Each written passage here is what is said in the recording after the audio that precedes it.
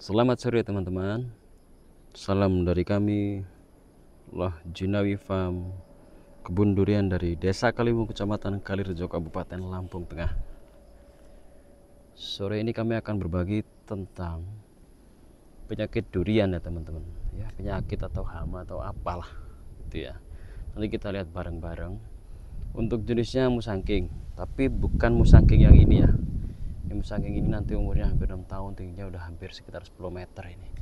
Kalau di kamera kelihatan kecil ya. Nah, sekarang kita ke pohonnya langsung. Jadi sebelum kita lakukan pemotongan, kita lihat dulu apa yang sudah kita lakukan sebelumnya. Kami sebelumnya udah pruning ya teman-teman. Ciri-cirinya dia keriting berkepanjangan, airnya dicukupin, ya begitu-begitu terus. Jadi akhirnya nih, tarkun. Nah, keriting begitu ya teman-teman ya, tidak sembuh-sembuh. Nah, sekarang kita potong dulu ya, situ aja sekalian. Nah, ini kami potong ya teman-teman ya. Enggak sih, pas ideal nanti kondisi ini dengan tajuk paling bawah kan udah ada ini.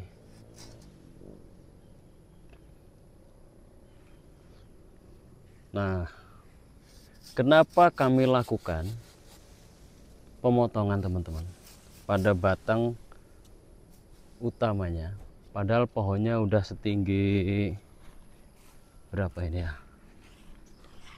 Ya kalau 2 kali lipatnya aja sekitar 3 meter lebih, hampir 4 meter hampiran ya.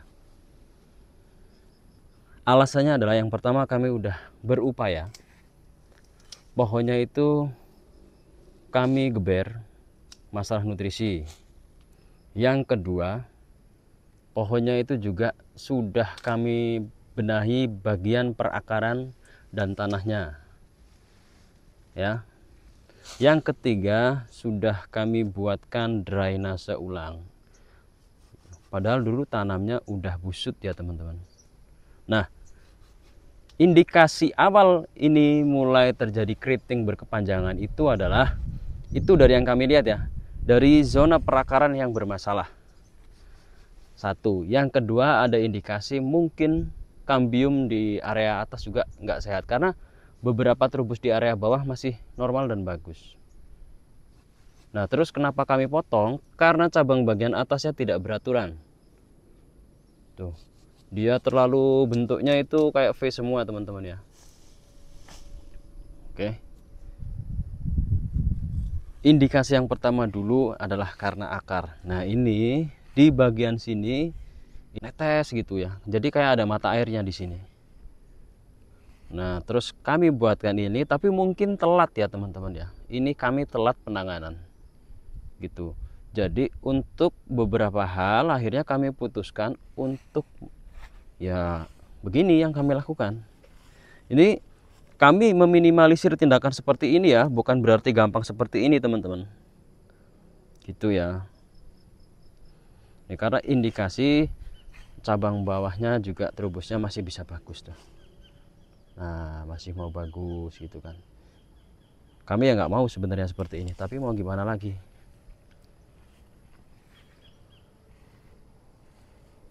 Nanti kita akan bandingkan dengan pohon yang pernah kami perlakukan sama dengan ini juga. Nah, ini trikun bawa Nordok ya teman-teman ya, fungisida yang bahan aktifnya itu tembaga. Jadi dioleskan untuk meminimalisir jamur gitu ya. Nah, nanti kalau memang ini tetap aja bermasalah, baru kita ganti bibit teman-teman. Kita bandingkan dengan pohon yang pernah terjadi dengan kasus yang sama dan kami tangani dengan hal yang sama, dan sekarang udah sembuh, udah pulih ya. Ini di area sawah malahan kasusnya dulu begitu. Nah, ini yang saya maksud musangking di sini recovery-nya lama. Kalau ada OC kejadian seperti itu, recovery-nya lebih cepat gitu ya. Kun, mudun kayak kun, nggak kepleset nggak. Ini alpukat kami 1,5 tahun ya kun ya. Ini Sub 034, sebelahnya Roro, tapi besarnya beda jauh banget. Padahal tanamnya dari bibit yang besarnya sama. Ayo kun, sini kun. Nah ini teman-teman ya, ini musangking, usianya 3,5 tahun, hampir 3,5 tahun ya. Ditanam dari bibit yang kecil juga. Ini seumuran dengan yang itu, yang sebelah sana. Tapi yang sebelah sana udah siap dibuahkan. Yang ini karena terjadi kasus seperti yang di atas tadi, jadi kami pending untuk tahun ini. Nah ini teman-teman sini. Wah ini akar seperti ini besok dibuang ini kan. Yang ini potong aja ini, kasihan yang ini ya. Ini teman-teman, kelihatan nggak kun? Ya, ini dulu lewat sini kun. Dulu kami potong teman-teman, sama kasusnya. Bagian bawahnya juga nggak terlalu normal, tapi masih ada yang normal. Jadi ikhtiar kami saat itu yang pertama, jelas pH-nya distabilkan, kami gemburkan tanahnya, perakaran dibenerin, terus dibuat drainase, dikasih nutrisi yang cukup. Tapi pohon itu kasusnya begitu terubus sebentar, keriting lagi. Padahal airnya cukup ya kan ya, yakin secukup-cukupnya ya. Setelah melihat percabangannya nggak normal, cabangnya tuh kayak apa ya, kayak beginilah bentuknya, pokoknya kayak jari begini ya. Jadi kami putuskan kalaupun dilanjutkan percabangannya jelek, keritingnya nggak sembuh-sembuh, makanya kami putuskan untuk dipotong seperti itu. Nah kalau ini dipotong, akhirnya cabangnya atasnya normal tuh, cabangnya bagus. Nah apakah semua musangking seperti ini? Enggak teman-teman.